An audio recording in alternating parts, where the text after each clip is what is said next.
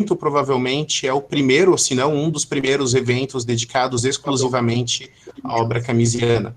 Então, é um prazer estar fazendo parte desse processo. Eu queria saudar os amigos, porque além da chancela acadêmica, esse trabalho ele foi construído a muitas mãos por uma série de grupos independentes de pesquisa que surgiram há alguns anos, mas que estão muito ativos nesse último ano.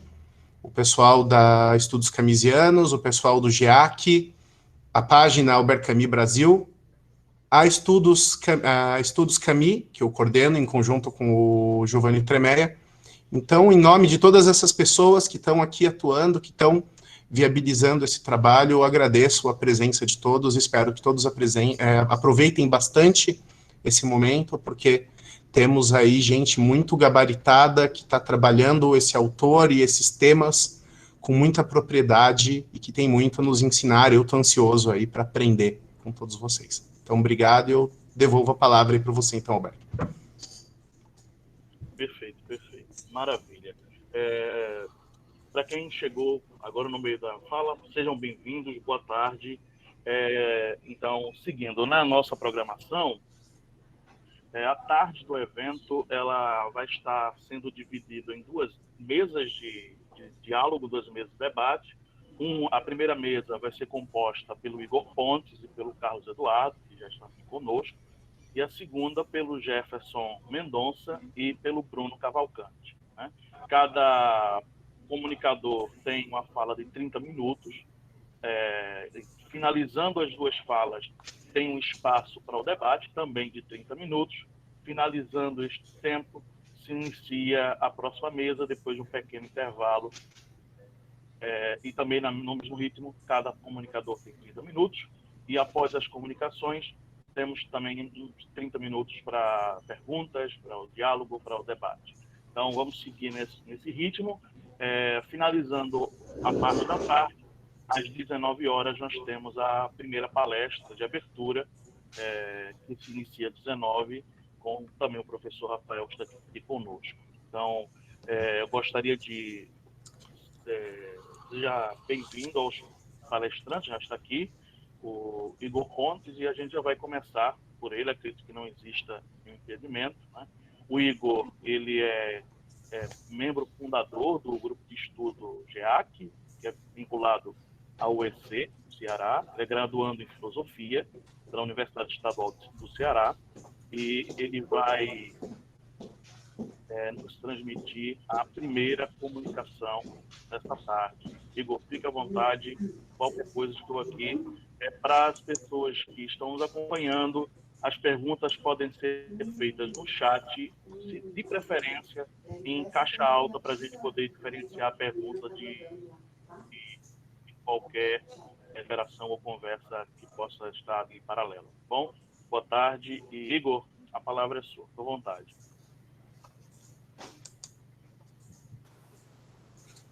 Boa tarde a todos e a todas. Vocês conseguem me ouvir? Tá tudo bem? Tranquilo, Igor. Ótimo. Alto e claro. Perfeito, que ótimo. Pessoal, primeiramente, agradecer a presença de todos vocês, a organização, 69 pessoas num evento como esse, né? Realmente é um número bem grandioso, né? Fico extremamente feliz, né? Essa iniciativa veio através dos grupos de estudos do CAMI. Começamos em março, mais ou menos isso, né? Boa tarde, professor Rui, né? Não é sempre que o orientador está vendo o orientando, apresentando algum trabalho, então seja bem-vindo, professor. Então, nós começamos esses eventos, essa programação em março, né? E descobrimos, a duras penas, o quanto é complicado realizar um evento, mesmo de forma remota. Muitos pormenores, muitas burocracias, né? E chegamos até esse momento, né, 2 horas da tarde, né, de um dia de 9 de junho de 2021. Se a gente pensar essa possibilidade de evento e 70 pessoas numa sala para falar única e exclusivamente de Camus, eu digo, há 2 anos atrás seria impossível. Imagina 10, né? Que foi quando nós organizamos o GEAC lá na UES, eu, o Leonardo, o Jefferson, o Bruno, a Eleonora, né?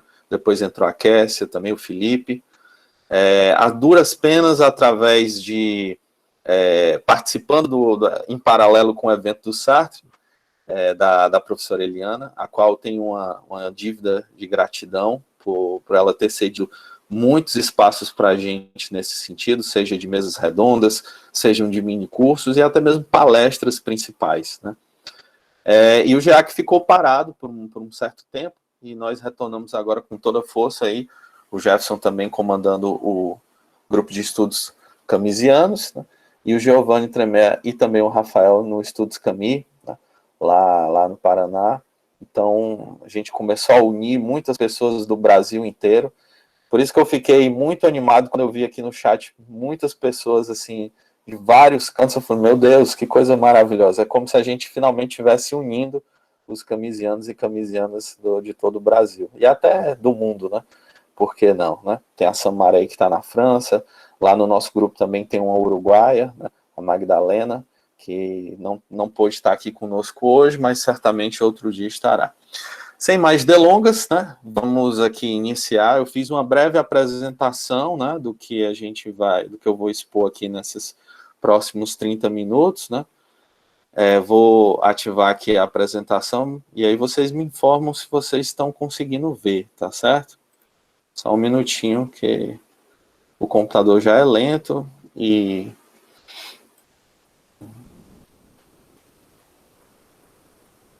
Alberto, tu consegue daí? Tu consegue transmitir daí o PowerPoint que eu te mandei? Acredito que sim. Não está passando aí, não? Não, eu estou tentando apertar o botão aqui e infelizmente meu Pentium 2 não funciona. Então, só um minuto. Deixa eu ver aqui. Se quiser, deixa que eu transmito, porque o Alberto está cuidando do acesso da sala. Pronto, perfeito. Só te enviar, né? Por gentileza. Tá, só um minutinho.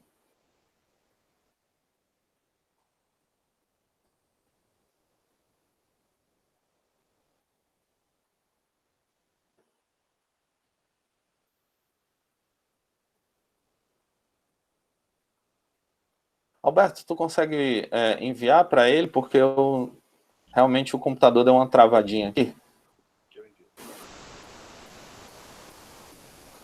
E aí tá um pouquinho complicado. Inclusive, vou até sair do WhatsApp web aqui. Pronto, Rafael, eu enviei. Para ver se fica mais rápido. Consegue transmitir para mim, Rafael?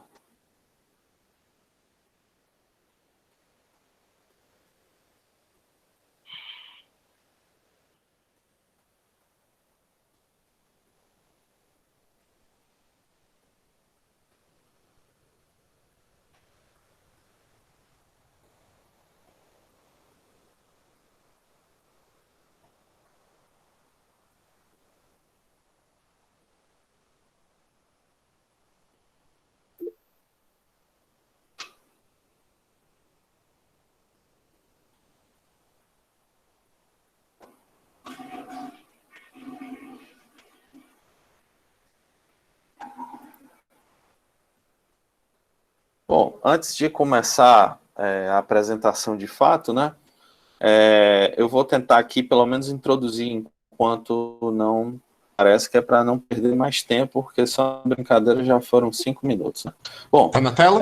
O tema da minha fala vai ser sobre quando Jesus chorou. Tá na tela? Estão vendo? Deixa eu ver aí. Igor? Sim, tá na tela, Rafa. Aqui para mim ainda não apareceu. Apareceu para mim aqui, Igor. Tá massa. Pronto. Igor, você não está me ouvindo? Valeu.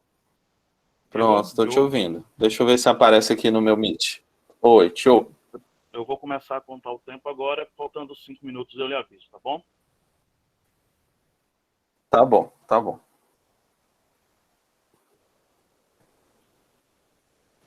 Eu não estou conseguindo visualizar, né, o slide, no caso. Mas se todos estiverem conseguindo, eu faço aqui pelo meu mesmo, e aí vocês verificam aí. Tranquilo, só pede para eu passar. Tá no slide de abertura. Com as lágrimas de Jesus. Tá, pronto. Lá, Jesus chorando aí, uma imagem realmente emblemática, muito bem representada pela arte moderna.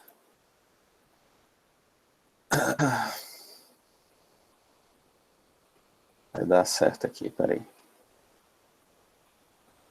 Ainda está um pouquinho lento para mim.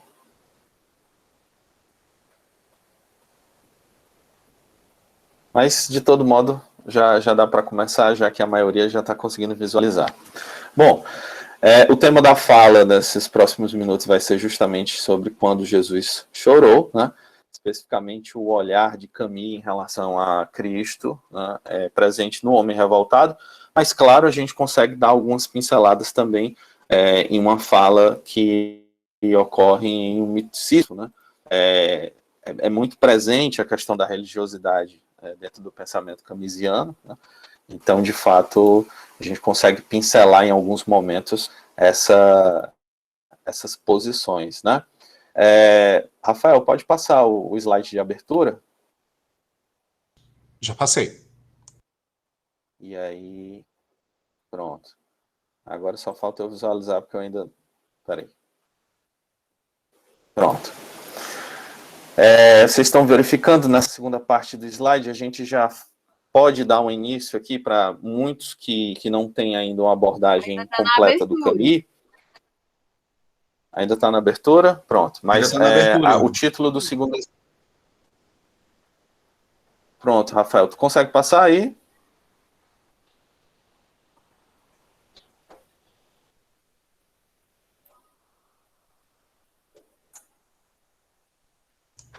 Mudou agora? Não, Rafael. Não.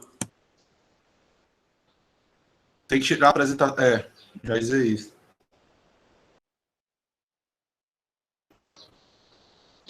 O Igor caiu.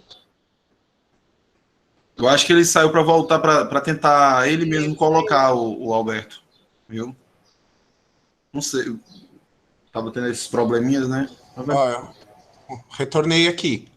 Ok. O Igor voltou. Oi, conseguiram passar? Caiu aqui. Bom, pronto, Igor, passou, pode continuar. Passou? Certo, pronto.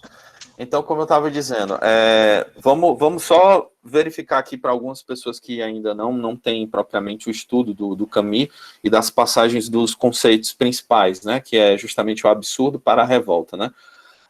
Durante algumas conversas, né, que a gente teve em relação ao grupo, o Rafael Pereira trouxe um questionamento muito positivo, de que desde o primeiro momento que o Camille concebe a sua obra, revolta e absurdo e revolta já estão presentes, né, como um completando o outro, né, dentro dessa linha de movimento.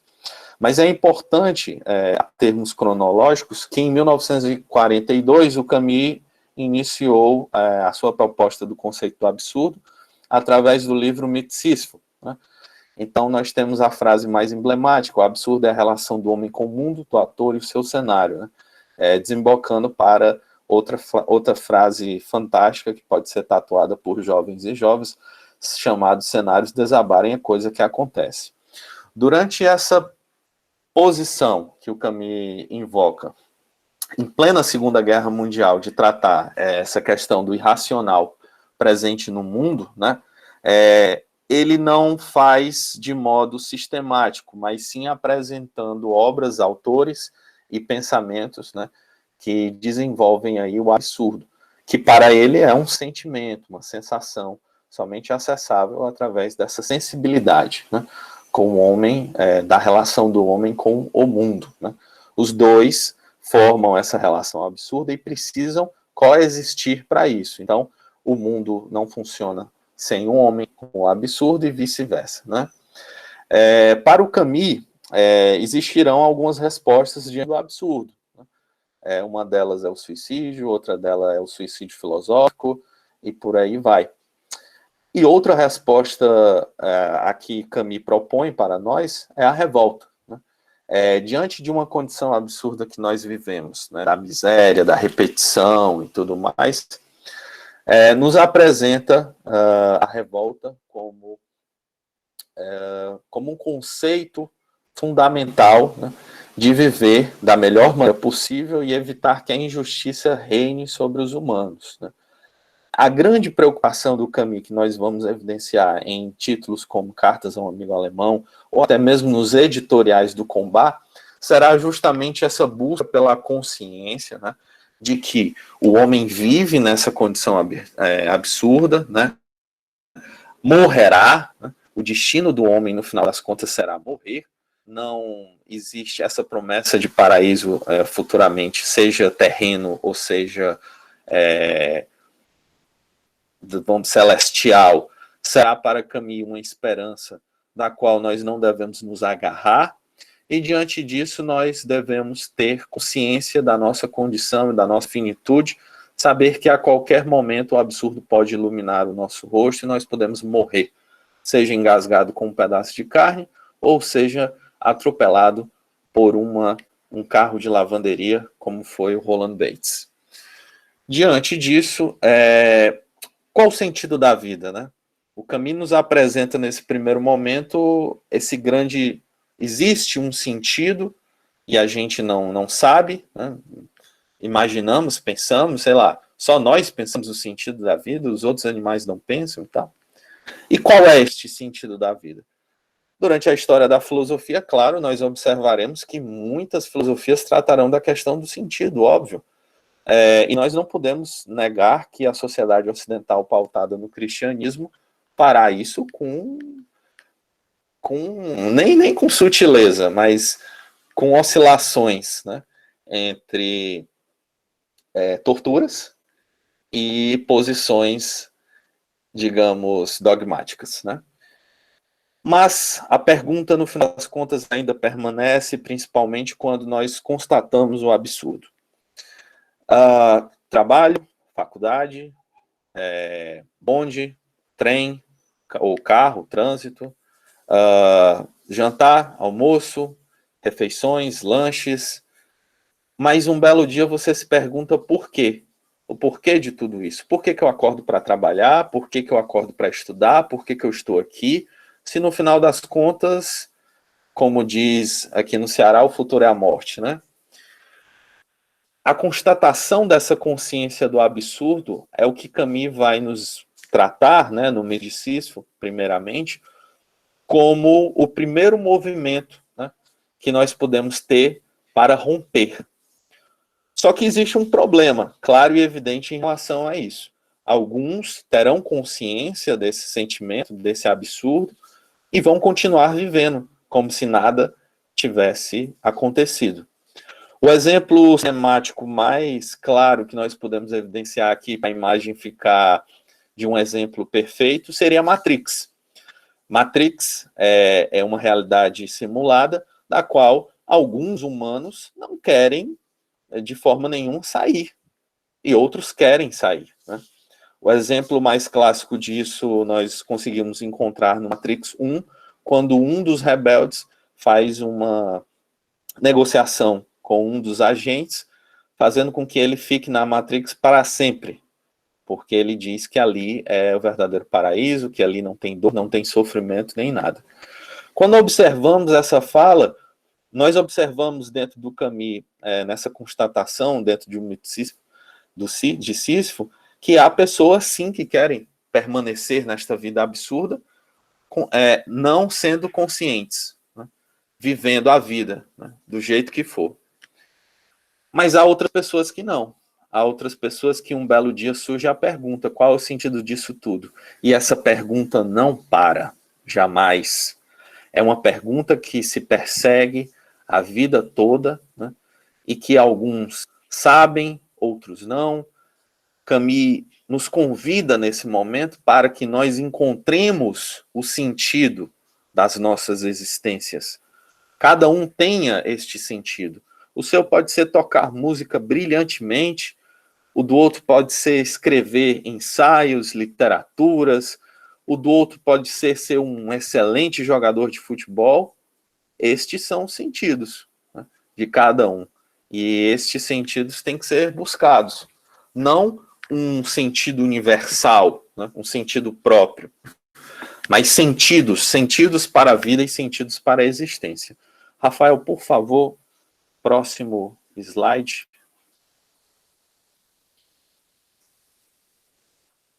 E é claro, diante...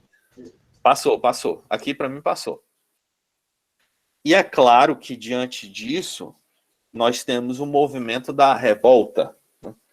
Nós encontramos, no final das contas, né, nessa consciência do absurdo, o sentimento da revolta. Em obras como O Estado de Sítio, em obras como A Peste, em obras como O Próprio Homem Revoltado, esse sentimento de revolta será claro, né? Será muito evidente. Mas, aos leitores mais atentos e pesquisadores da obra camisiana também encontrarão revoltas em textos como O Estrangeiro, né? Mesmo que de maneira muito tímida. Diante disso, a gente tem aqui o primeiro passo, né, que é o homem revoltado. Afinal de contas, vocês se inscreveram neste webinário. E o que é esse tal de homem revoltado, né? Primeiramente, nós temos que observar a capacidade marqueteira que o Camus tinha de criar títulos, né? Era de uma habilidade incrível. Porque se você for observar Le Mythe de Sisyphe, né, o Mito de Sísifo, escrito em 42, há uma sonoridade com o momento decisivo. Né? E L'Homme Révolté, ou O Homem Revoltado, não é diferente. Né? Aqui nós estamos falando propriamente do Camus da década de 50. O Camus de 50 é muito diferente do Camus de 40. Mas diferente no sentido de proposição, de ideia, de estilo. A essência é a mesma, né? A conta bancária nem tanto. Só a partir de 1957, quando fica, né, ganha um dinheirinho ali e tal. Sim, o Matheus colocou jornalista e tal. Sim. É muito importante, Matheus, nesse momento, nós observarmos que até os editoriais do Combat são de um título impressionante. O Século do Medo, nem vítimas, nem carrascos, né? São coisas assim que a gente fica... Eu quero ler por este título tão bonito, né? O Estrangeiro também, né? Enfim, A Peste, né? São títulos pesados, fortes. E O Homem Revoltado não é diferente, né?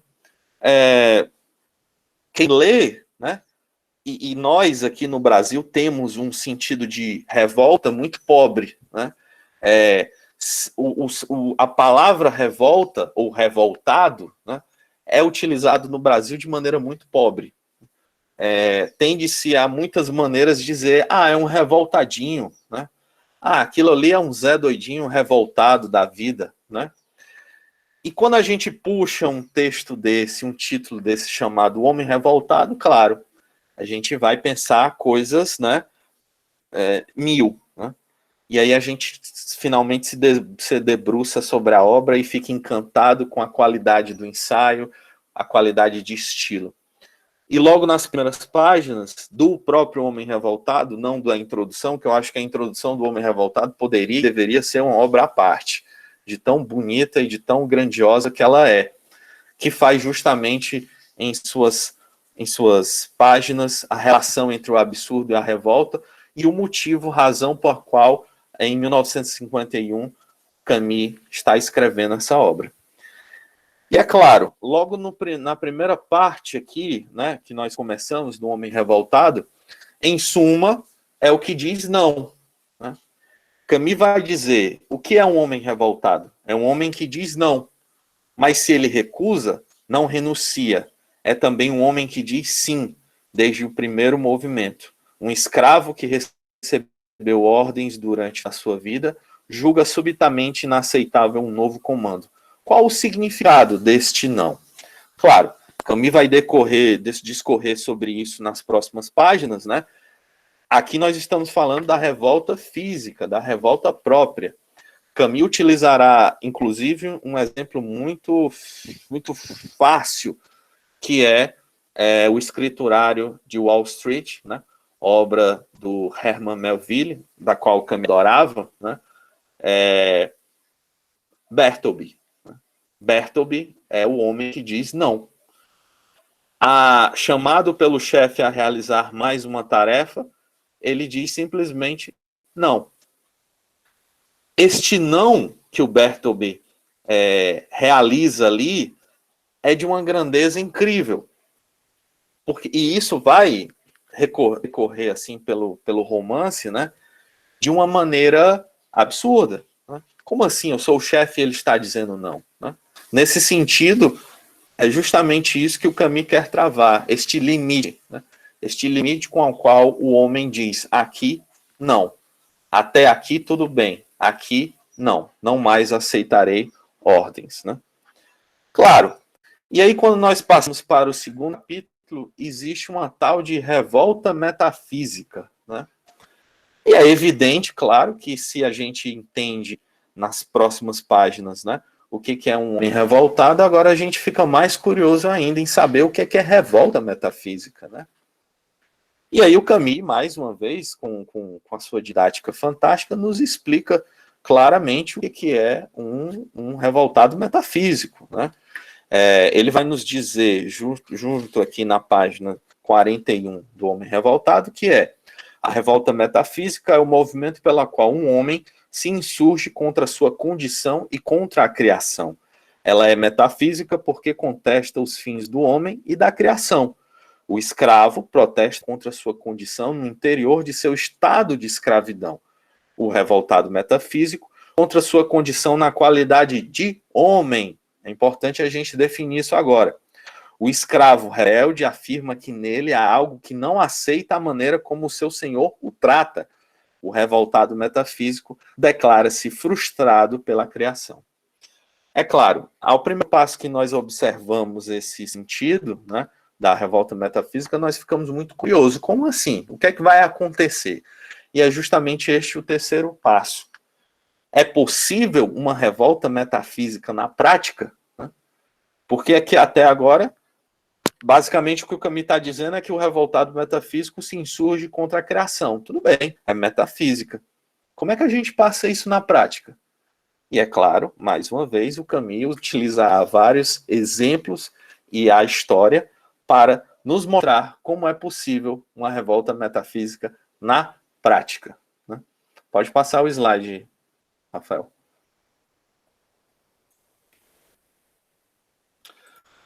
E é nesse momento próprio que nós chegamos justamente ao tema de Jesus. Apesar de não ser o problema essencial no sentido de 100% travado dentro do diálogo do homem revoltado, será essencial no sentido do problema, da quebra. Né? E isso é claro, por quê? O revoltado metafísico, em sua condição de revoltado metafísico, quer colocar a criação em seu nível, ao mesmo nível que ele, né, na condição de miséria, de pobreza, de finitude e por aí vai. Só que há um problema. Quando nós observamos a chegada de Jesus, ou Cristo, né, temos a observação de que, na própria obra, pelas palavras de Camus, o Cristo veio resolver dois problemas principais, o mal e a morte, que são precisamente os problemas dos revoltados. O problema do revoltado metafísico nessa posição é justamente isso, o problema do mal e o problema da morte. Como continuarei vivendo em um mundo em que o mal me cerca, como continuarei vivendo num mundo em que posso morrer a qualquer momento e que, diante disso, e tem uma finitude, vou morrer daqui a 50, 60, 70 anos, e aí? O que há depois disso? Né? Claro, essa visão aqui ela é pré-cristã, né? Pré-fundação do cristianismo. Então, diante deste viés, né, nós observamos que para resolver este problema, Deus se transforma em homem através de Cristo. E agora vem a cereja do bolo. É preciso que ele se desespere. Diante disso, né, diante dessa questão do desespero, que a gente pode observar muito bem no Camus, mas também pode observar no próprio Kierkegaard, né, essa questão do desespero, ela não está, evidentemente, atrelada a um Deus, a um semideus. Né? É claro, como com Deus, a gente consegue imaginar, por exemplo, Zeus desesperado, né? A gente não consegue imaginar certas figuras assim desesperadas, né? E eis que no momento lá do Novo Testamento, o menor versículo com o maior significado. Jesus chorou, João 11:35. Só que o mais interessante diante dessa questão de Jesus chorado e tal e tudo mais, é que neste momento próprio, ele se fez carne, né? E quando ele se faz carne, ele entra dentro da própria condição do revoltado metafísico. Quando Jesus percebe que vai sofrer, que vai sangrar, que vai ser torturado, ele encarna a posição do revoltado metafísico. Ora, a tortura não foi inventada no Império Romano. A tortura já é desde que o mundo é mundo. Né? Diante disso, muitos morreram, muitos foram torturados, até talvez de forma pior. Né? Como não lembrar aqui do relato do começo do Vigiar e Pena Foucault, que ele relata aquela execução, né, que os membros, cada um vai para um lado e tal. É claro, diante dessa questão do problema do mal e da morte, né, Camus vai dizer aqui, sua solução consistiu primeiramente em cuidar deles. Claro, o que nos é revelado através das lições de Jesus, né, é justamente não praticar o mal, né, e a morte através da vida eterna, né. Só que na prática, né, a gente vai chegar lá, mas na página 53 nós observamos que sua solução consistiu primeiro em cuidar deles. O Deus homem sofre também, com paciência. O mal e a morte não mais lhe são imputáveis, já que ele está dilacerado e morre. A noite do Gólgota só tem tanta importância na história dos homens porque nestas trevas a divindade, abandonando ostensivamente os seus privilégios tradicionais, viveu até o fim, incluindo o desespero e a angústia da morte. É muito interessante o papel com o qual o Camus vai tratar aqui, que é o de que, como eu disse anteriormente, fazer sofrer o Deus homem. Né? Há uma parte, por exemplo, e eu busco essas referências meio de filme, né? Uma é de 300 e a outra é do próprio Batman vs Superman, que em dois momentos, engraçado que os dois são do Snyder, deve ser por isso, mas existem momentos próprios, uma em que o Leônidas fala e a outra em que o Batman fala, coisas relacionadas a, quero ver se este Deus sangra, né? Do you bleed e tal e tudo mais. E é isso, é justamente isso aqui que nós estamos, né? Ela só tem importância porque, no final das contas, o homem Deus sofreu, sangrou, suou, chorou, né? Explicam-se do mesmo modo do lama sabachthani e a terrível dúvida de Cristo agonizante.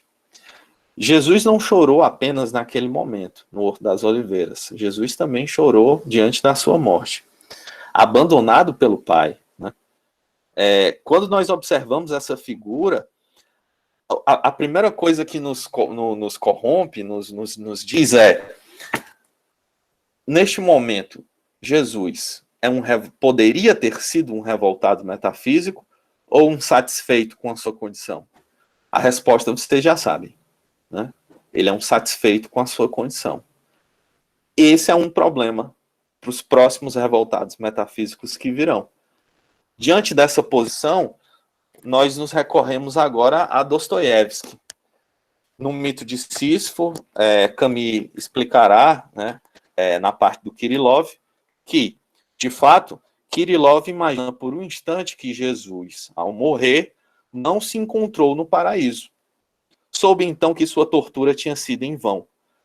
Entre aspas, as leis da natureza, diz o engenheiro, entre aspas, fizeram Cristo viver em meio à mentira e morrer por uma mentira. Somente nesse sentido, Jesus encarna todo o drama humano. É o homem perfeito, porque é aquele que realizou a condição mais absurda. Não é o Deus homem, mas o homem Deus. E como ele, cada um de nós pode ser crucificado e enganado. Em certa medida, aliás, é isso que acontece.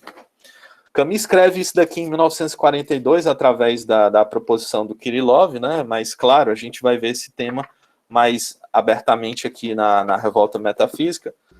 E eu recorro mais uma vez à Revolta Metafísica para, basicamente, falar de uma citaçãozinha na página 55, que é: Jesus, frustrado, é apenas inocente a mais que os representantes do Deus de Abraão torturaram de maneira espetacular.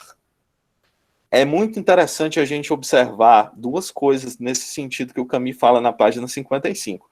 Primeiro, os representantes do Deus de Abraão. Claro, a gente está falando aqui de Antigo Testamento. O Deus terrível, o Deus torturante, castigador. E depois ele fala aqui, torturar de maneira espetacular. Sim, a crucificação é um espetáculo de entretenimento até, né? Aqueles que ali estavam. É exatamente isso, né?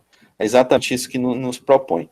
E nesse momento, né, retoma aquela frase: para que o Deus seja um homem, é preciso que ele se desespere. Sim. Camus nos dirá, inclusive, que essa base será a base do cristianismo: o sofrimento da carne, a tortura, o sacrifício, né? E que não deveria ser assim, né? Se a resposta ao cristianismo fosse abraçada pelo gnosticismo. Não que o gnosticismo fosse, de fato, o suprassumo do que se ia ser implantado como estilo de doutrina, religião, ou sei lá mais o quê. Não, não é isso. É que pelo menos não haveria tortura, não haveria inquisição. E desse modo, propriamente, não haveria, de nenhum modo, algo parecido. Entendeu? Então, desse modo, né, nós observamos aqui que Camus fala: enquanto o Ocidente foi cristão, os evangelhos foram os intermediários entre o céu e a terra. A cada grito solitário de revolta, apresenta-se a imagem do maior sofrimento possível, já que Cristo sofrera disto. Me diga só, como posso eu dizer que sofro, né, se sei que quem lidera a figura maior da minha igreja é o próprio Jesus, que sofreu na cruz, né, uma crucificação maior? Por isso que em determinadas religiões, doutrinas, práticas, né, haverá crucificação, né, chibateamento de próprios membros da igreja, para, de certa forma, sentir o que Jesus sofreu. Mas, ora, isso acontece todos os dias, né? É como Jean-Baptiste Clemens, ou a obra do Juiz Penitente, fala em A Queda. Meu senhor, não espere o juízo final, ele se realiza todos os dias, né? O laceramento da carne é diário. A tortura é diária, né? Só que Igor? diante dessa morte... Oi. 5 minutos. Ok. Só que diante desta morte, que significará muito para alguns e para outros nem tanto, porque o problema do mal e da morte não se resolvem, ora mais, 3 dias depois Jesus estava vivo, né? Assunto ao céu e tal. E nós? Nós continuamos morrendo. Nós não ressuscitamos, né? Se nós ressuscitarmos para a vida eterna, como Pascal vai propor em sua aposta, tá bom, tudo bem. Então, de certa forma, vale até a pena acreditar na aposta pascaliana e escolher acreditar. Tudo bem, ok. E se não? Né? No final das contas, privarei a vida, né, dos prazeres que temos aqui, em troca de uma vida eterna, que eu nem sei que de fato existe, né? É complicado, claro. E aí aqui nós teremos um desdobramento muito grande, que não importa propriamente ao caso de Jesus, né, de ter chorado, mas justifica o que vai acontecer depois, né? E é claro, eu precisaria de uma hora para tratar sobre isso, porque o Camus vai tratar de toda a história do Ocidente a partir da poesia, da literatura, e se tivesse vivo, eu acho que ele faria O Homem Revoltado 2 e falaria do cinema também. Porque toda a missão da arte, a partir de agora, da morte de Jesus, será tratar Jesus como um bobo. Durante 2 séculos que prepararam suas reviravoltas, os revoltados, os revolucionários, sacrilejaram no fim do século XVIII, XIX, todo o esforço do pensamento libertino será no sentido de fazer do Cristo um inocente ou um tolo, para anexá-lo ao mundo dos homens, naquilo que eles têm de nobre ou de desprezível. Assim se encontrará aplainhado o terreno para a grande ofensiva contra um céu inimigo. A revolta metafísica ganha um objetivo, nesse momento, uma prática, um terreno. Né? E esse terreno será definitivamente fazer do mundo dos homens apenas o mundo dos homens, retirando qualquer vestígio de Jesus ou de Deus. E aí a gente desemboca para a morte de Deus na cultura, no Ocidente, a criação das cidades humanas e por aí vai. Agradeço a todos pela paciência, né? E é isso. Agradeço, Igor. Muito boa a tua fala e acredito que nos próximos minutos as questões vão sendo postas. Mas para que a gente não perca tanto tempo e já encaminhe também a próxima fala, eu gostaria de convidar o nosso amigo Carlos Eduardo, ele vai seguir agora na segunda fala dessa mesa. Tá? Carlos Eduardo, ele é mestre em filosofia pela Universidade de São Paulo, a USP, graduado e licenciado em filosofia pela Pontífica Universidade Católica de São Paulo, a PUC São Paulo, e vai ser o segundo comunicador dessa mesa. Carlos, fica à vontade, você tem 30 minutos. Quando faltar 5 minutos, eu te aviso para você fazer suas considerações. Quando o Carlos terminar a fala dele, a gente abre para as perguntas e para as considerações. Lembrando, se a tua pergunta for específica para o Igor ou para o Carlos, identifica na pergunta que a gente direciona, ou se a pergunta for aberta para a mesa, você faz que aí um dos dois escolhe se vai responder, como vai responder. Carlos, fica à vontade, querido. Boa tarde a todos, aos organizadores aí do evento, desse webinário, os colegas, eu não sei se estão me ouvindo bem, tá? Eu tive um problema no computador aqui, eu tô tendo que fazer pelo celular, então vou tentar falar alto aqui para vocês, porque eu não sei se tá bom o som. Tá legal, obrigado, Rafael. Agradeço a todos, realmente, né, a oportunidade. Agradeço ao Igor, né, inclusive, porque o Igor, ele, particularmente, eu vou passar em um outro ponto que o Igor já tratou aqui. Foi muito bonita, muito rica a sua exposição, e acredito que todos aqui se deliciaram com as suas palavras, Igor. Realmente fiquei muito feliz, porque não havíamos assim, conversado tão especificamente acerca do tema de modo geral, sim, mas eu não parei para falar exatamente o que eu ia tratar aqui, o que eu pretendo olhar, né? E como eu desenvolvi o meu mestrado em torno da problemática da antropologia filosófica na obra de Camus, e também o meu TCC foi numa abordagem hermenêutica do romance A Peste, né? Eu, na realidade, escolhi um caminho que faz entremeia entre tanto a abordagem hermenêutica e o problema da antropologia filosófica dentro exatamente do capítulo 2º, né, da obra do Homem Revoltado, que é exatamente a revolta metafísica, né? E eu tinha elaborado um caminho, eu estou sem nada assim, para poder projetar, realmente não, como eu tive problema no computador, eu fiquei um pouco atrapalhado, mas eu estou com aqui ele diante de mim, que o meu itinerário seria aproximadamente, o título da exposição é Tomar Partido dos Homens, Antiteísmo e Humanismo como atitude do homem revoltado.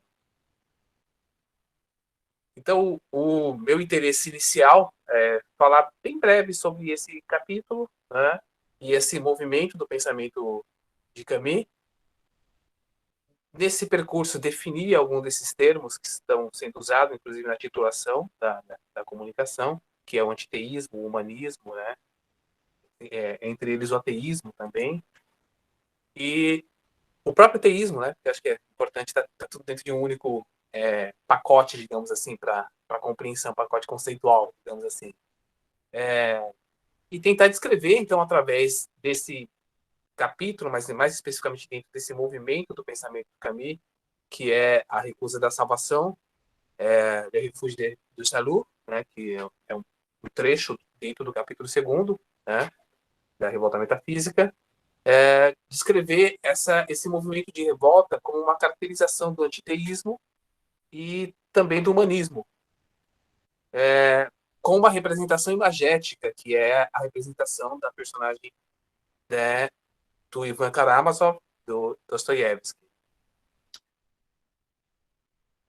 Também nesse mesmo trajeto, nesse mesmo percurso, falar de uma forma, claro, breve, mas acerca do que consiste esse movimento da revolta para a revolução e do seu desembocar naquilo que a gente poderia dizer que é o niilismo. Se der, falar dessa consequência num plano concreto e fechar com uma citação muito específica do Camus, que eu acho que é representativa de toda essa trajetória e está dentro do capítulo.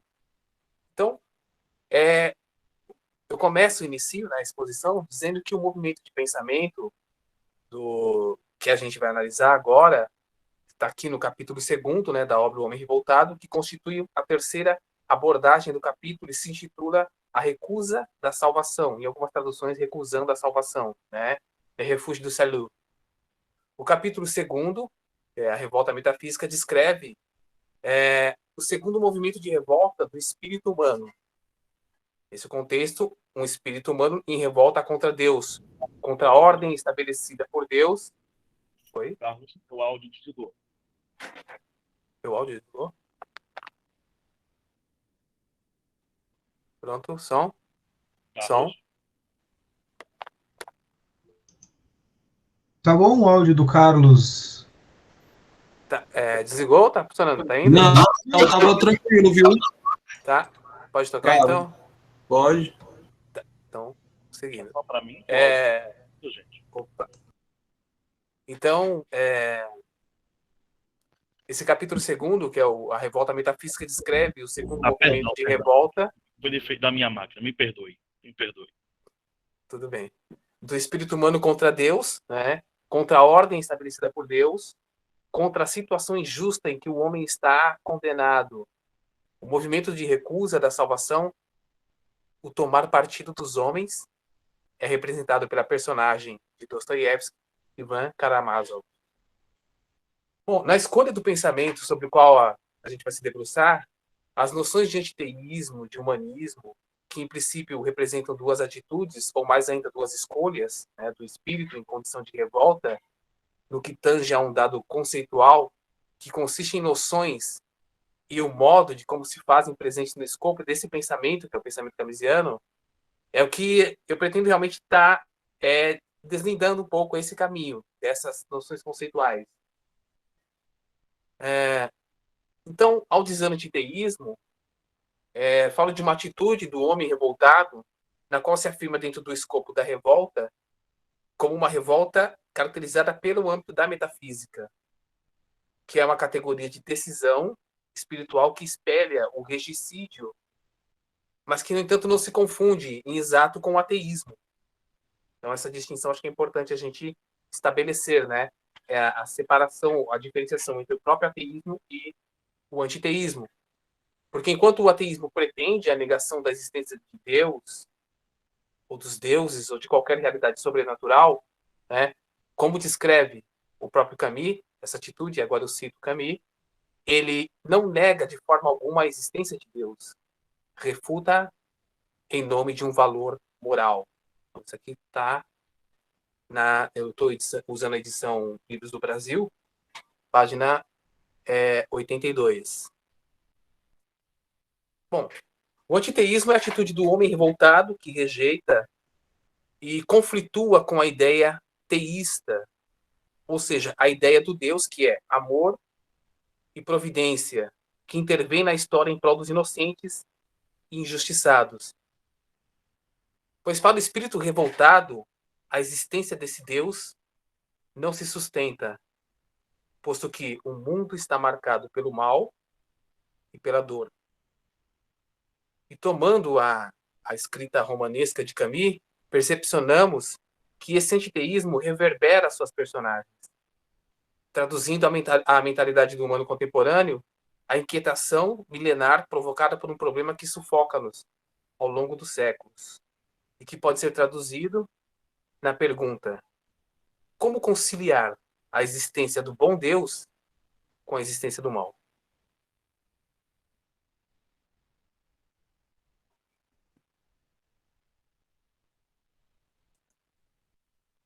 Essa pergunta se agiganta na revolta metafísica na medida em que a revolta metafísica se constitui na virada do humano contra a sua condição e contra toda a criação que se pretende expressão de uma ordem justa e razoável, mas que, tomada do ponto de vista da revolta, se apresenta como irrazoável e injusta.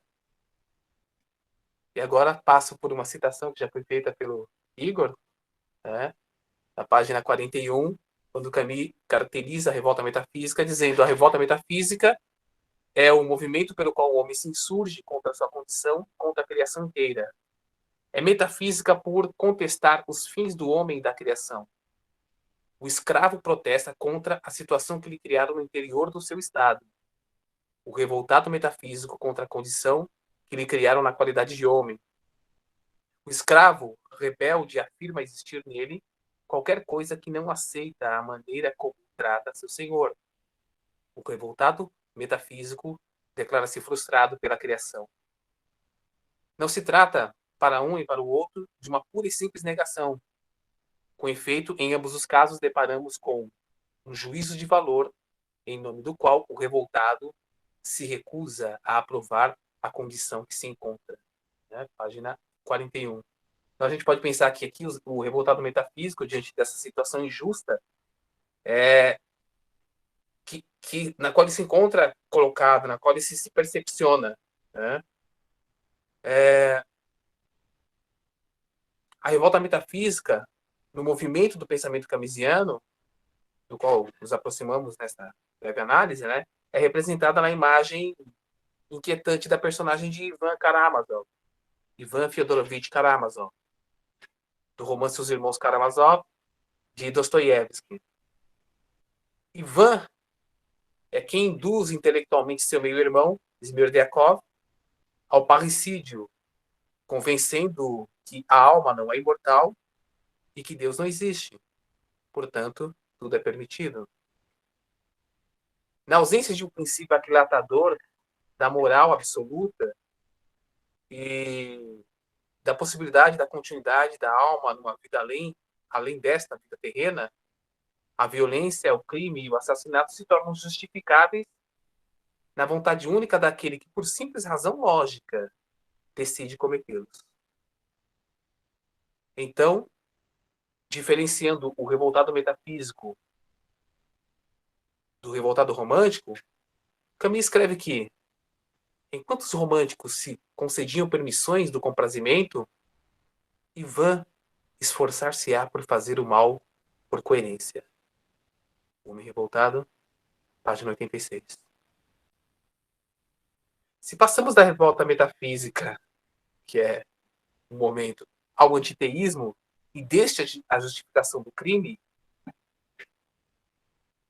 não se nos mostra como isso pode relacionar-se com a concepção do humanismo. Concepção essa evocada no título. E ainda milita contra a hipótese da relação entre a revolta metafísica, o antiteísmo e o humanismo, a lembrança que Albert Camus se mostrava um tanto antiaderente à noção de humanismo. Ao entrevistar Albert Camus em 1952, Pierre Berger lhe perguntou se ele propunha um novo humanismo. Ao que lhe respondeu Camus: eu não sou humanista. Pelo menos não no sentido em que se entende esta palavra. Cito essa reportagem, essa entrevista na aula de Bresville. E coloca a pergunta, mas qual sentido pode então ter esse humanismo, o qual Camus parece ainda tangenciar? Camus não se associa ao humanismo no sentido ético-sociológico, usando aqui uma definição que foi dada por Pedro Dali Nogari, Humanismos e Anti-Humanismos, uma introdução à antropologia filosófica. Esse humanismo ético-sociológico é um humanismo que visa tornar-se uma realidade, costume, uma convivência social. Ele diz também aqui não é fácil encontrar um ponto de vista comum. Parece-nos que a perspectiva mais geralmente aceita por São Tomás de Aquino, Kant, Max Scheler, e mais realista considera humanista aquela doutrina que atribui ao homem a sua realização na sociedade e na história, o valor de fim, de forma tal que tudo esteja subordinado ao homem, considerado individual e socialmente, e que o homem nunca seja considerado como um meio ou um instrumento para algo fora de si. Essa é uma citação de Nogari, Humanismos e Anti-Humanismos, que indica, então, que essa noção desse humanismo ético-sociológico apregou uma não instrumentalização do humano. E, nesse sentido, me parece que Camus tem considera essa não instrumentalização do humano como um elemento importante para a construção do próprio humano. Mas ele considera também que o ponto fraco desse movimento,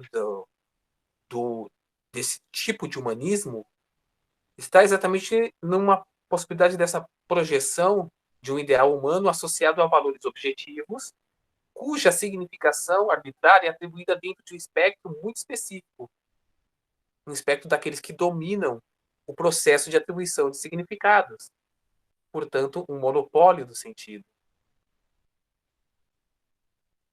Eu acho que a gente poderia até pensar que nesse cenário se abriria um leque para a gente refletir até sobre o etnocentrismo, né? Uma crítica ao etnocentrismo. Bom, o que no fundo, essa possibilidade aberta, o que no fundo ela acaba por desbocar ou constituir um forte dispositivo de manipulação de massas, que dá ensejo aos regimes totalitários fundamentados sobre ideologias que no fundo revelam-se nihilistas. Solto meu fone aqui. Dessa forma, o único elemento da proposta humanista ético-sociológica com o qual o Camus pode se manter em relação é a premissa muito geral que o homem nunca seja considerado como meio, mas sempre como um fim. Como escrevera Lewis, e agora cito o mito de Sísifo, o homem é seu próprio fim. O único fim possível do homem. No mito de Sísifo, página 119.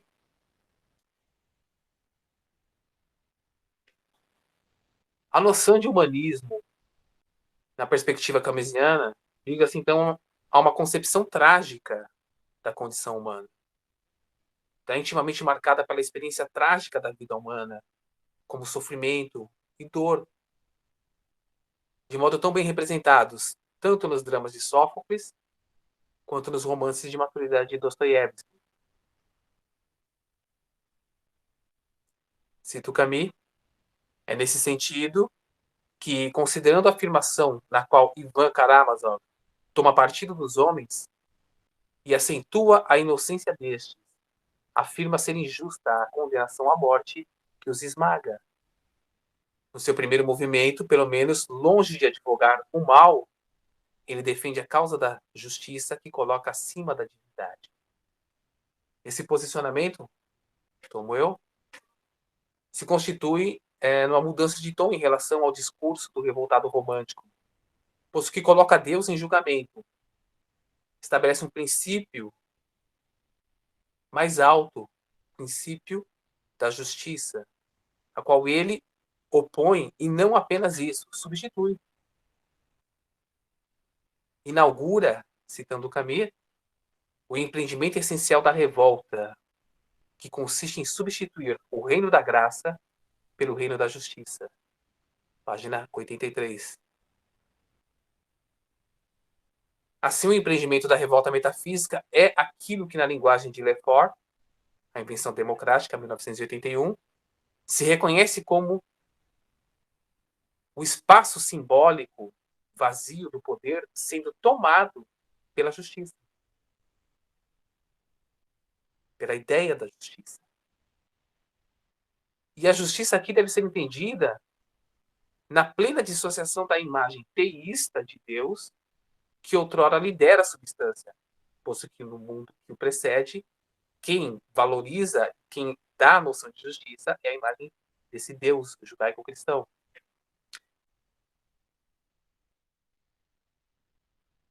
Se o mal é necessário à criação divina, cita o Camus, nesse caso, semelhante criação torna-se inaceitável. Esse trecho, essa sentença, né, de O Homem Revoltado, parece reverberar nas palavras do médico Rieu, em A Peste, no seu argumento que diz: recusarei até a morte amar essa criação que tortura crianças.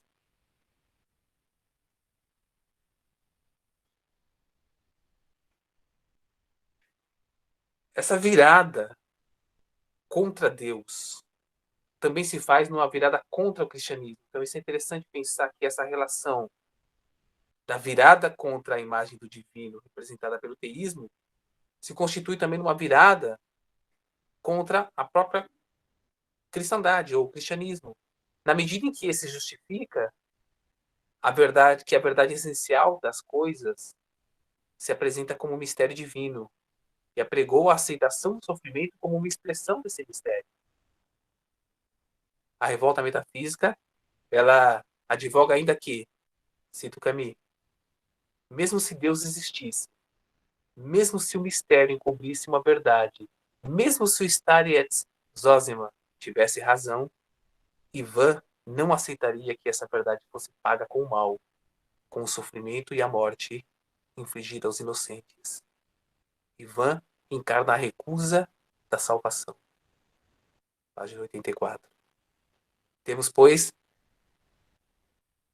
a não aceitação da fé, pois nessa perspectiva ela está atrelada à resignação ao mal.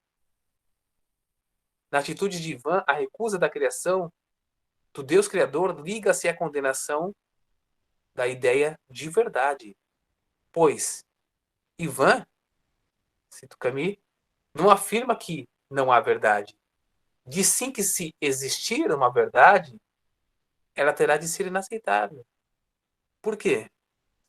Por ser injusta. A luta da justiça contra a verdade surge aqui pela primeira vez e não terá mais fim.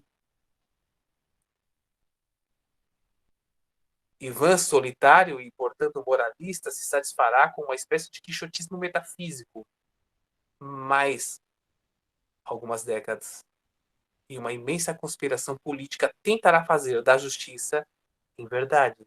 Ou seja, esse movimento alquímico filosófico que vai transformar a noção de justiça em noção de verdade. Temos, então, a consequência anunciada do movimento no qual a ideia de verdade há de tomar o lugar da ideia de justiça. E assim, implícito na qualificação política da conspiração, que enceta esse movimento o prenúncio da transformação da revolta em revolução. Enquanto a revolta apregoa e coloca diante do cenário da reflexão o problema da justiça, a revolução colocará diante de nós o problema da verdade. Por quê? E a gente vê mais adiante. Se a gente pensar que há uma qualificação política, então, implícita nesse movimento, como o Camus menciona, cita, a gente percebe que dessa forma o Ivan, outrora solitário, encarna outra recusa. Recusa-se a ser salvo isoladamente.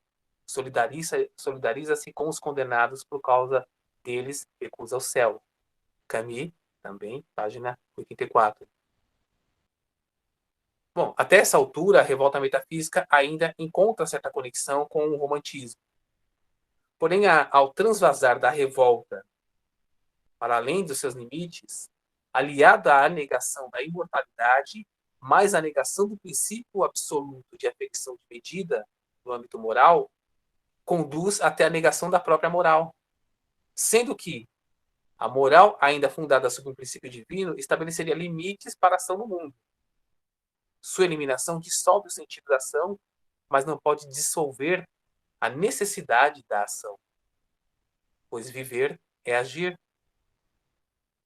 E Ivan viverá, portanto, e amará sem saber porquê. Página 85, né? Camus. Bom, sem o princípio divino acrelatador da moral, sem a imortalidade da alma, não há fundamento para o bem e do mal, e também não há castigo ou recompensa. Postamos-nos na esfera do tudo é permitido. E é nessa esfera que o extravasar da revolta, ou o virar da revolta contra si mesmo, dá lugar ao niilismo. Cito Camus. Neste tudo é permitido, começa verdadeiramente a história do niilismo contemporâneo. A revolta romântica não ia tão longe. Limitava-se a dizer, em suma, que nem tudo não era permitido, mas que ela se permitia por insolência, o que era proibido. Com os Karamazov, pelo contrário, a lógica da indignação vai voltar à revolta contra si mesma e lança numa desesperada contradição. Página 85. Assim, a revolta passa à exclusão do Deus homicida e estabelece, então, a legitimação do assassínio. Nas palavras de Camus, né, cito aqui, página 86, a partir do instante em que ele racionaliza a sua revolta, o que extrai dela é a lei do assassinato. Se tudo é permitido, ele pode matar o pai, ou pelo menos permitir que outro faça.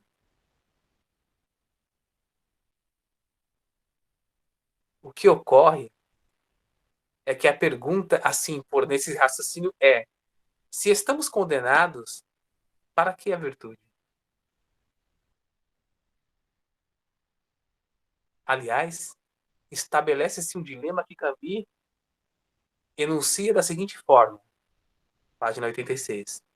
Ser virtuoso e ilógico ou lógico e criminoso.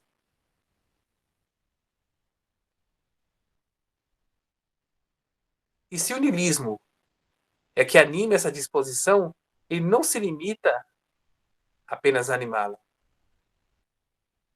Pois ele não se limita como um desespero, como escreveu Camus na página 86, e negação, mas sobretudo como vontade de desesperar e de negar. Dado o teor da negatividade do próprio niilismo. É preciso perguntar, então, se é possível viver e se manter na revolta. Lembrando que a revolta já é o movimento de transvação, de ultrapassagem, de transbordar de toda essa característica intrínseca, essa percepção do absurdo, da necessidade, inclusive, de encontrar essa liga de solidariedade. Carlos, Sim? 5 minutos. Ok? Tá partindo para o final mesmo. Obrigado, hein? Ivan deixa adivinhar sua resposta. Não se pode ver dentro da revolta, senão levando-a até o fim. E qual é o extremo da revolta metafísica? É a revolução metafísica. Dessa forma, a revolução nega a revolta e se deixa capturar. O espaço vazio do poder é tomado pelo homem. O homem, como Deus dos homens, passa a ser o diabo dos homens. Ao converter-se em homem, o homem em Deus é aceitar o crime. Ideia favorita, igualmente dos intelectuais de Dostoiévski, diz Camus na página 86.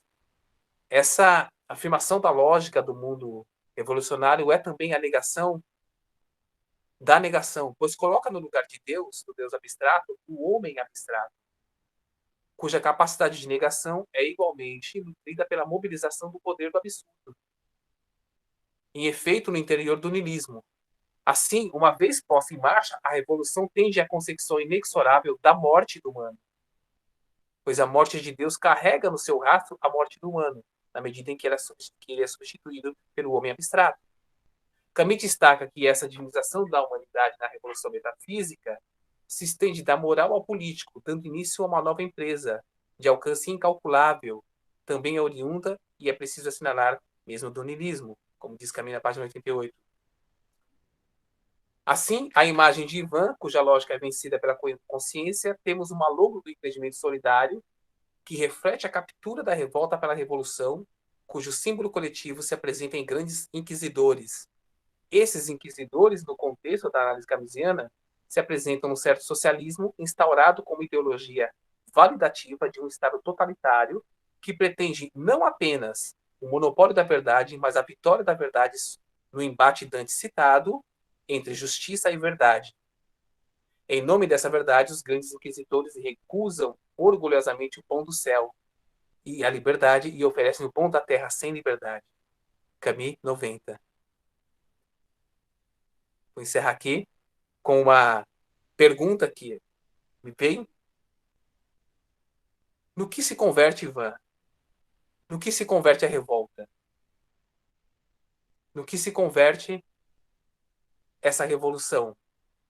A Revolução Vermelha, a Segunda Guerra Mundial, o Vietnã e tantas outras mortandades, genocídios levadas em efeito por regimes totalitários e pela ambição de grandes nações no expansionismo que pretende impor, pela lógica, pela ambição das grandes nações expansionistas que pretendem impor a lógica da sua verdade em detrimento da liberdade e da vida como valores absolutos, coloca a revolta no abismo, donde a revolução não é outra coisa senão a expressão cadavérica do niilismo.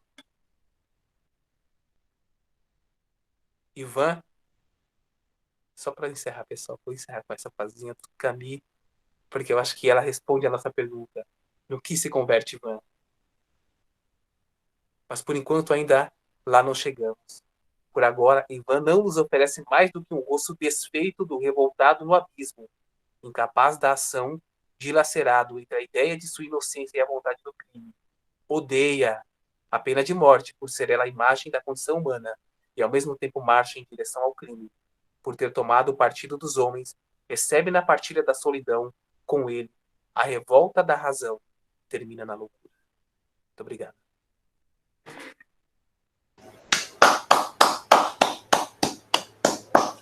Monstro. Bom demais. Parabéns, Igor. Parabéns, Carlos. Duas falas Igor, show, Carlos, show demais. profundas, importantíssimas para Valeu, gente.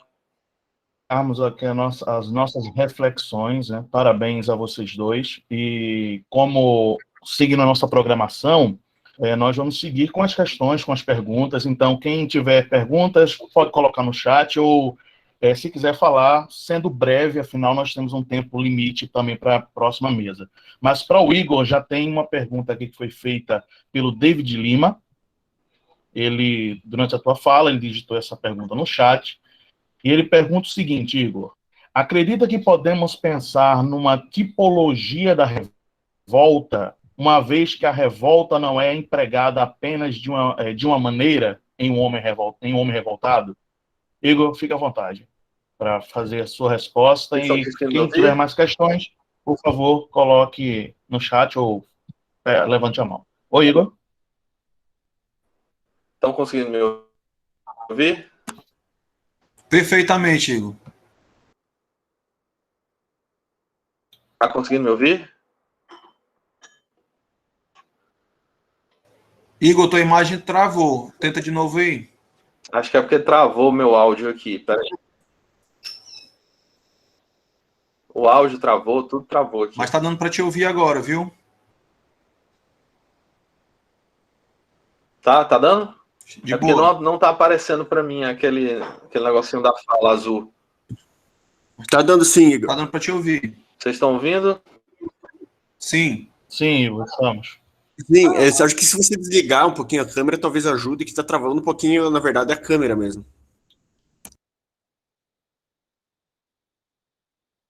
Igor?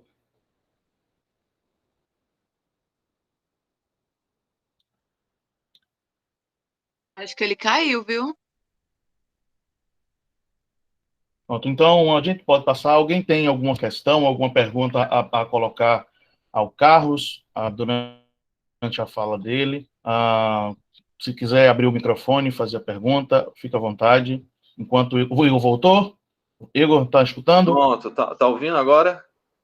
De Sim, boa aí, perfeitamente. Você quer que eu repita a pergunta ou você Repete a pergunta, por favor, que o meu PC aqui da repita? Xuxa não deu certo. Igor, Vai desliga lá. a câmera para ficar melhor, para Tranquilamente. não travar. Pronto, perfeito. Igor, a pergunta é essa. Acredita que podemos pensar uma tipologia da revolta, uma vez que a revolta não é empregada apenas de uma maneira em um homem revoltado? Foi a pergunta do David Lima, feita a você. Sim. David, com certeza, certo? Acredito muito nisso, que dá para se implementar, sim, dessas outras formas. É justamente por isso que o Camus, ele inicia de forma física e depois vai para a metafísica, e no final das contas ele impõe, ele fala sobre um novo tipo de revolta, um novo pensamento relacionado a isso, certo? Então, acredito que seja possível, sim, desse modo que você colocou aí dentro da pergunta.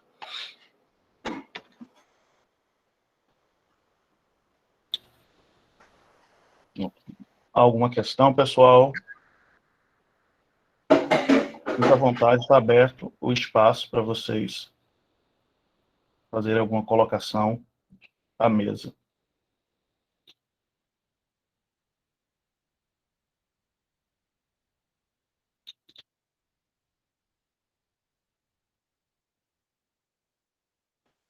Agora, Eu vou aproveitar. se ninguém tiver... Oi. Oi, Igor, fale, fique à vontade. Não, eu ia só dizer assim, se ninguém tiver nada a dizer, eu queria só falar um negócio pro Carlos Eduardo. Pode falar, diga, fique à vontade. É incrível como essa parte, tu pegou muito essa da parte do Ivan, né? É muito pesada, né? A revolta metafísica, de certo modo, ela é muito pesada. E aí o Camus, propriamente nessa parte do Ivan Karamazov, ele expande, né, assim, um pouquinho a fala e tal e tudo mais. E aí eu acho mais incrível essa tua fala no final, né, determinado da finitude do personagem, que tipo, o Camus adorava Dostoiévski, né, tipo, Mitsisfo tem Kirillov, né, ele fez os processos, enfim, é fantástico. E aí, essa parte da posição do Ivan, que eu acho mais incrível. Ou todos serão salvos, ou nenhum será salvo. Eu acho isso de um brilhantismo incrível, porque se a propósito do cristianismo seria que todas as almas fossem salvas, fossem para o céu e tal e tudo mais, isso independe do credo, no final das contas, né, e da fé, né? No final das contas, todas as almas serão salvas, sim, porque Deus é benigno, é onipotente, poderoso e tal e tudo mais. E aí a posição do Ivan é a de que, peraí, tem pré-requisitos para, tipo, entrar lá, entendeu? E esses pré-requisitos envolvem morte, tortura, a negação do outro, crianças, né? Tipo, uma série de coisas aqui que a gente sabe muito bem. Não, então não é bem assim que eu quero, não, né? Como você brilhantemente colocou aí, que o doutor Bernard na peste, né, se põe do lado dos homens nesse sentido, enquanto o Pazuzu vai pro outro lado, né? É muito, muito incrível essa parte. Sim, Igor, eu realmente acho que é bem isso que você colocou, de um modo que eu fiquei pensando, porque a distinção, essa relação entre sofrimento e salvação, né? Essa coisa a ênfase posta sobre uma trilha do sofrimento, e há uma passagem que eu não citei, eu até gostaria de ler, que me faz colocar uma pergunta, que é uma pergunta realmente que para mim é bem relevante, porque diz aqui, está na página 86, e diz: o mesmo homem que tão ardentemente tomava partido da inocência, que tremia perante o sofrimento de uma criança, que queria ver com seus olhos a gazela dormir junto com o leão e a vítima beijar o assassino, a partir do momento em que recusa a coerência divina e tenta encontrar sua própria regra, reconhece a legitimidade do assassínio. Ivan revolta-se contra um Deus homicida, mas a partir do instante em que ele raciocina sobre sua revolta, o que dela extrai é a lei do assassínio.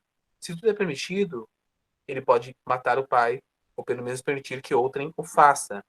Então, pensando por essa perspectiva, né, não seria, então, Deus, né, é o primeiro niilista? Pesado. Então, essa é uma... Mas, Carlos, ó, pode não ser o primeiro niilista, mas com certeza é o primeiro a permitir o assassinato, visto que Caim matou Abel. E aí, na fala do Camus, na palestra acho que é Crise Humana, ou é Tempo dos Assassinos, ele vai dizer, só que agora, no século XX, Caim quer uma medalha. Entendeu? Sim. E o interessante é que se a gente olhar pela perspectiva da abordagem psicanalítica, então nós extraímos da lição do parricídio fundamental, na realidade, o processo de engendramento da violência no âmbito da coletividade se dá não por um primeiro parricídio, mas sim por um primeiro fratricídio, ou seja, o assassínio do irmão.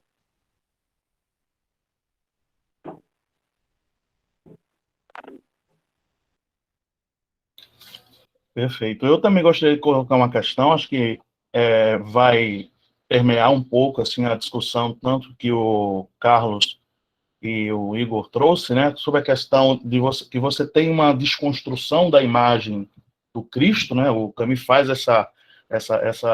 como é que eu posso dizer, esse esvaziamento da divindade do Cristo e mostra como os revoltados da época, né, tiveram esse processo de desconstrução dessa imagem mítica, transformando sempre na imagem flagelada, do Cristo flagelado, e pensando como é singular a percepção do Camus, quando ele trata do niilismo e como ele percebe o niilismo como um agente tanto de uma asepsia da morte, né, porque a indiferença do niilismo promove esse afastamento do patos, da morte, né?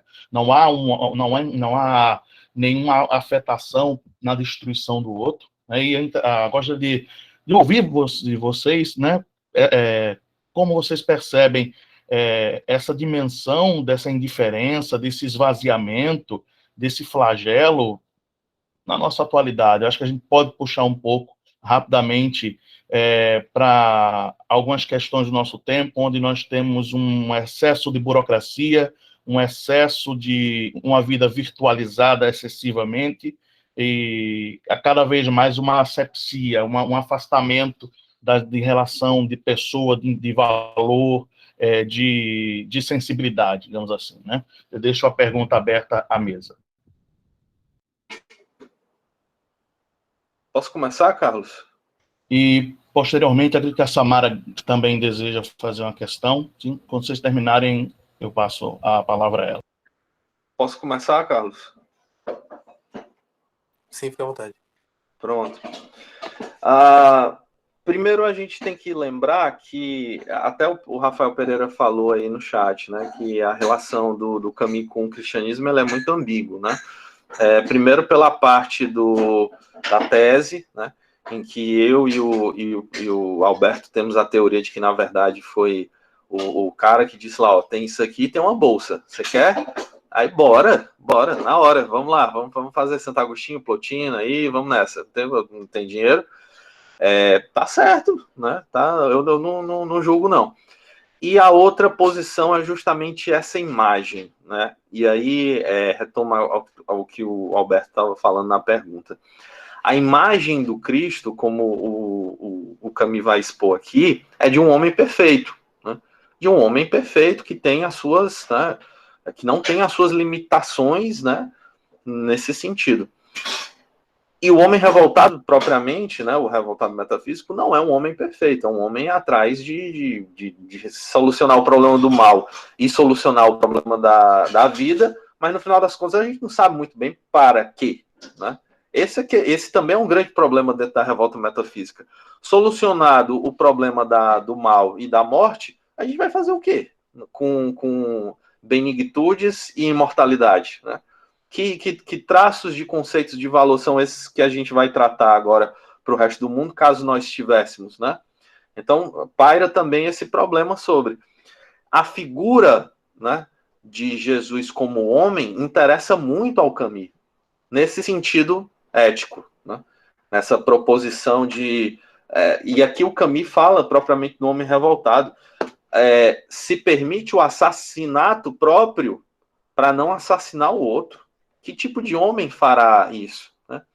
Ao longo do seu poder, né, Jesus poderia ter dizimado todos aqueles, poderia ter jogado aquela cruz fora, agora eu vou ditar tudo aqui e vou ser o rei, né? E ele não faz, porque de certa forma ele é satisfeito com a equação da revolta metafísica e no final das contas não se revolta contra a própria criação dele, né? O que é mais interessante nessa posição. Jogado à imagem de hoje, né, já correndo aí para a contemporaneidade, Alberto, esse lance da indiferença é uma proposição que o próprio Cristo não quis. Né? O Camus fala aqui no Homem Revoltado que as posições cristãs, né, atreladas a Jesus Cristo são muito boas, se você for levar à prática, né? Mas que o cristianismo primitivo e posteriormente a cristandade em instituição rompeu com tudo. Né? Rompeu com a própria palavra do Cristo. É como o novo inquisitor, né, do Dostoiévski. Jesus viria e seria crucificado novamente, sem sombra de dúvida nenhuma. Né? Jesus, se viesse hoje, seria crucificado, seria chamado de comunista, seria chamado de uma série de coisas, né? Porque foi justamente o valor que foi quebrado, né? Desde a criação, né, até o momento. Esse valor está esvaziado. Então,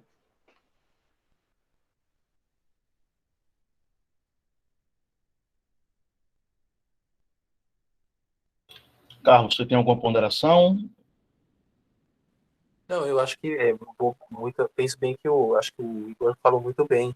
E essa ideia desse esvaziamento, né, desse espaço vazio que vai atravessar os séculos, né, se a gente pensar bem, ele, num certo sentido, ele é o que dá o ensejo a se pensar hoje, ser virtuoso para quê? Né? Fazer o bem para quê? Por quê? Para quem? Né? Como pensaram uma prática de um amor no universo onde você não tem um princípio que, num certo sentido, realmente diga o que é o amor, ou seja, ou te compreenda que a vivência do amor é a melhor coisa, por exemplo. Te faça compreender que viver o amor ao outro é a melhor coisa. Quer dizer, na verdade, a gente tem um discurso no âmbito de virtudes, digamos assim, pensando no âmbito de virtudes, que é muito bonito, mas que, quando colocado para ação prática, ele não consegue se traduzir. Por quê? Porque parece que é uma própria rejeição do sujeito que adere ao discurso na afetação de sentido para si mesmo. Né? Parece que não há mais sentido. Olhando para um plano discursivo muito bonito, mas não tem como fazer, né? Muito louco isso. Perfeito. Só uma questão. Samara, apareceu que você levantou a mão. Você deseja fazer uma questão ou foi alguma... Sim. Vou aproveitar aqui. Vocês estão me ouvindo? Pronto. Sim, perfeitamente. Tá. Aproveitar aqui que o meu filhinho de 3 anos estava aqui, ele saiu. Então, eu vou aproveitar para fazer um comentário e uma pergunta. Primeiro, agradecer, né, pelas exposições de vocês. Estou aqui com um monte de coisa na cabeça, né? A gente que lê muito Camus. Começa a ter um monte de insight e tudo mais, e ouvindo as duas falas de vocês, que levantaram essa questão da presença do cristianismo, né, na obra do Camus, que é uma coisa que também me toca bastante, é um dos objetos de pesquisa pelos quais eu me interesso, e me chamou muita atenção quando vocês falaram, principalmente na fala depois do Carlos, o que me chama atenção, e eu gostaria de saber de vocês o que vocês acham disso, porque quando o Camus fala da questão do mal, da presença do mal, da presença da morte no mundo, e ele liga isso com o cristianismo, e me parece que me falta ele tocar na questão do pecado, da queda. Então, porque ele começa com os filhos de Caim, mas, na verdade, antes dos filhos de sermos, né, os filhos de Caim, nós somos os filhos de Adão. Né? Então, isso que quando eu leio O Homem Revoltado, o tempo todo me parece que está faltando isso, né? O caminho de se defrontar e discutir essa questão da queda. Isso vai vir depois. Tem um texto, não sei se vocês conhecem, se chama L'Orgueil. É um textinho bem pequeno do Camus, que não é muito conhecido, em que ele justamente vai... o narrador é Deus, né? E Deus tá reclamando, né, da sua criação, e ele começa justamente pelo pecado de Adão e Eva, que exatamente não é somente a desobediência, mas é o orgulho que leva a todos os problemas que ele chama atenção no Homem Revoltado. Então, eu queria saber de vocês, se vocês têm esse mesmo sentimento, o que vocês acham disso? Carlos, se você quiser começar dessa vez, fica à vontade. Vai falar. Oi, Samara. Muito boa essa pergunta, muito interessante. Eu tenho uma coisa assim que eu penso do Camus que me faz, quando ele trata dessa questão do cristianismo, e parece que o Rafael colocou até no chat que ele tem uma relação muito ambígua com o cristianismo, né? Muito interessante isso. Porque se pensar que a tese na área filosófica dele foi metafísica cristã, né, na relação entre Santo Agostinho e Plotino, então muito provavelmente ele deve ter tido um belo debruçar na reflexão do problema da queda, né, se a gente pensar bem, porque é fundamental para a teologia agostiniana, né, dado toda a teoria da condição do pecado do ser humano, a condição pecaminosa e tudo mais. E eu acho interessante porque tem uma fala do Camus que ele fez naquele discurso no mosteiro dos monges dominicanos, que talvez seja um pouco um reflexo, inclusive, das leituras dele de budismo, que nos cadernos ele fala de textos budistas e tudo mais, né? Ele menciona textos budistas, e eu acho interessante que ele coloca uma certa reverência no sentido de que parece que não dá muito para falar de certas coisas. Quando ele diz o seguinte, logo no início da fala, ele diz assim, eu vou parafrasear, não me lembro exatamente de cabeça, mas a ideia acho que era essa.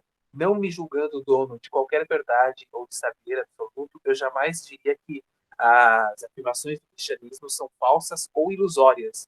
Antes, eu é que não pude aprofundar nos seus mistérios.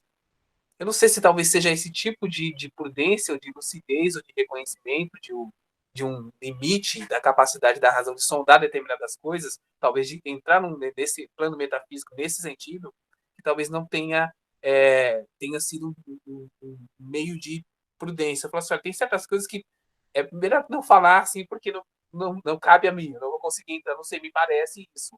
Uma certa lucidez, uma certa modéstia até, eu acho, da parte dele. Porque quando Sim, como se esse fosse a tarefa do teólogo, por exemplo, e não do filósofo.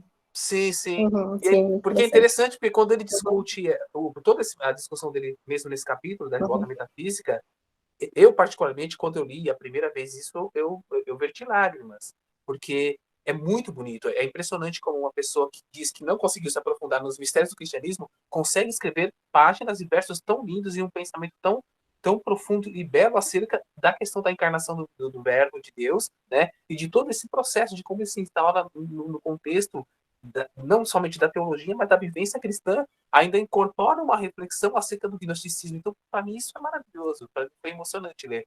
Então, eu falo, foi para mim uma grande modéstia realmente não entrar nesse terreno, me parece, da parte dele. Um espírito lúcido, né, como ele dizia, né? Não sei, Igor, obrigado pela oportunidade de responder isso. Vou tentar, né? Carlos, eu não tenho muito a adicionar, porque a tua resposta foi muito boa. Mas eu acredito nisso também. Não conhecia esse texto que a Samara falou. Vou dar uma olhada depois. Que, enfim, infelizmente, Samara, aqui no Brasil a gente tem uma limitação muito grande de textos do próprio Camus, né? Então, a gente tem, na verdade, uma bibliografia básica, né? Que é o que mais vende. E aí, quando a gente vai ler em português de Portugal, tem uma camada um pouco mais avançada. o resto mesmo só em francês e por aí vai. Mas obrigado, muito obrigado pela qualidade da questão. E, de fato, muito curioso, né? Ele começar pelos filhos do Caim, né? Realmente, a questão do assassinato é tão importante, né? Que ele debruça-se justamente sobre o primeiro assassino, né, de todos. Mas ele não fala justamente da questão do pecado original, né? Realmente é bem interessante. Obrigado. Vou dar uma olhada nisso. Mas, oi, pode falar, Carlos. Oi, Igor, desculpe também, tem um consenso também, isso já no cenário teológico, de que, embora o pecado se introduza no mundo através de Adão e Eva, e tudo mais, né, da queda, a importância do pecado se avoluma na medida em que você tem o início da civilização, que dá exatamente com a fundação da cidade dos filhos de Caim, né? Porque Sim. Eles vão para a região do outro lado, lá do Éden, e fundam a cidade de Nod, e aí eles começam a civilização. Então eu falo que ali os filhos de Caim ensinaram artes de ferreiro, cultivo de plantas. Então eu acho que tem algo também a ver com essa coisa da instauração do processo civilizatório, que abrange, né, a humanidade de modo geral. Você pode ter uma relação também com isso, né? Começar desse ponto. E eu vou até um pouquinho mais além, e aí pego justamente o que a Samara falou. Cada vez que a gente fala de Camus, aparece assim uns insights do nada, né? O pecado original, sim. E aí, na questão da queda, por que ele não fala justamente da questão da queda de Lúcifer, né? Que aí ele vai fazer algumas introduções relacionadas ao Paraíso Perdido do Milton e tal, mas ainda assim é para ele explicar a revolta metafísica posterior na arte, né? Como todo mundo ali, poetas, literatos, na Revolta dos Dantes e tal, vai criar uma imagem de Lúcifer de uma forma mais meiga, bela, né? Como um revoltado de fato que se rebelou contra os céus, né? Da célebre frase do John Milton, que é melhor ser rei do inferno, né, do que escravo nos céus e tal. Realmente tem isso também. Perfeito, perfeito. Samara, estão pedindo no chat, por gentileza, se você puder digitar o nome do livro e você... Vou fazer uma última pergunta para a gente fechar esse bloco e poder partir para a próxima mesa, senão vai ficar meio complicado o tempo. Do Rafael Pereira, ele faz o seguinte comentário, Igor e Carlos, que é muito ambíguo quanto à questão do cristianismo. No próprio homem revoltado, há uma tendência nihilista do Deus judaico-cristão, que, ao mesmo tempo, um mediador que justifica e impedia a revolta ao justificar o sofrimento e a morte. Gostaria que os dois falassem mais um pouco dessa relação entre cristianismo, absurdo e revolta. Então, se vocês puderem fazer esses comentários, sendo um pouco sucintos para a gente seguir para a próxima mesa, eu agradeço. Então, a palavra ao Carlos e Igor. Vou tentar porque é uma pergunta, né? Pergunta bem complexa. Vou tentar usar todo o meu poder de síntese nesse momento, né? Bom, em relação ao absurdo, revolta, tal. Primeiramente, a gente precisa observar que o Camus, em determinado momento aqui do próprio Homem Revoltado, ele está dando uma explicação clara em relação ao Ocidente. Enquanto o Ocidente foi cristão, os evangelhos foram intermediados entre o céu e o terra. E fala também da questão do gnosticismo, né? Então, assim, propriamente, né, eu sigo muito o que o Carlos Eduardo falou daquela vez, né? Como eu vou tratar da questão do cristianismo, né? Se eu não me sinto propriamente cristão, se eu não me sinto propriamente inserido nisso. Ora, a gente tem que observar que o Camus, na posição de colonizado, né, pela França, é uma França cristã, né, ali. E aí a gente observa essas falas, teve todo aquele ensino, aquelas coisas, né, relacionadas à cristandade, e ele faz essas posições em relação ao absurdo, propriamente à revolta, né, meio que não querendo que se faça um paraíso na Terra, né, e que nem se prometa um paraíso fora, mas que se viva propriamente aqui da melhor maneira possível. E no final das contas não é bem paraíso, seria viver da melhor maneira possível, não implementando a justiça, não atrapalhando o absurdo dos outros, né, porque também tem, e ajudando as pessoas a serem conscientes, né. Talvez seja por isso que, no final das contas, algumas pessoas falem do caminho nesse sentido de boa alma, de bom samaritano, entendeu? Nessas questões de querer fazer com que uma ética e uma moral, né, venha se implementar aqui através de uma nova religião, de uma nova doutrina, de uma nova... Não, é apenas os homens trabalhando, né, para que se viva da melhor maneira possível, né? Acho que o Carlos Eduardo pode complementar aí. Eu penso que também tem um elemento um elemento que é interessante, que, não sei, penso que ao lido das próprias leituras de Kierkegaard, que o Camus tem, né, essa influência, essa afetação que o pensamento de Kierkegaard estabelece sobre o Camus, e essa percepção de uma noção kierkegaardiana da ideia de que o humano é um ser de relações, tá? Então nós somos um ser de relações. Quando você esvazia nesse âmbito das relações o humano com o divino, mas mantém o humano, com os outros humanos, né? Você tem o que? Uma possibilidade de ligação. Essa possibilidade de ligação seria autêntica, seria legítima, na medida em que ela é estabelecida em amor, né?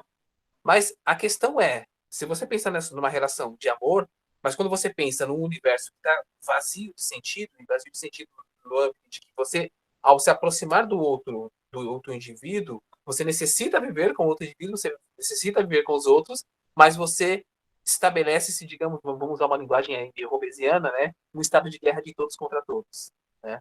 Então, o humano necessita viver com outros humanos, tá? Mas quando está com outros humanos, essa convivência parece tão absurda. Mas ainda assim há uma aspiração ao amor, e essa aspiração do amor a aspiração fundamental do amor é de ligação, né? Então, nos parece que, como queremos estar ligados à natureza, queremos estar ligados ao outro. Mas no confrontamento do eu com o outro, essa ligação de amor parece que não consegue se estabelecer. E a gente percebe, então, uma condição absurda, porque eu quero a ligação com o outro, mas ela não se estabelece, pois se aparenta como algo realmente absurdo. Então, eu acho que nisso que está um pouco da grandiosidade do cristianismo, eu acho que na leitura camisiana, porque, no fundo, ele propõe uma ideia de amor e uma fundamentação para uma relação de amor a partir de um Deus que ama. Mas o problema é como isso funciona na prática, como isso realmente pode se efetuar num universo que está sem Deus, onde Deus está morto. Então eu acho que tem um pouco dessas relações, eu acho que aí entra a noção do absurdo. Tá? Eu não sei, eu tô assim, me aventurando a falar, né? Mas me parece que tem algumas dessas relações que podem ser pensadas. Perfeito, Carlos, perfeito. Com certeza são temas que desenvolveríamos por horas, né? Mas vamos seguir também para poder ouvir os amigos que vão comunicar no próximo momento, no caso agora. A próxima mesa composta pelo Jefferson Alberto Mendonça e pelo Bruno Cavalcante. Né? Oi? Só te interrompendo aqui. Tá me ouvindo? Pronto, só te interrompendo. Não seria interessante parar a gravação agora e aí recontinuar? Fazer uma outra nova? Você quer dar um intervalo? Não, é porque a gravação ficaria muito grande. Entendi. O arquivo ficaria muito grande para baixar, né? Tá certo. Ok.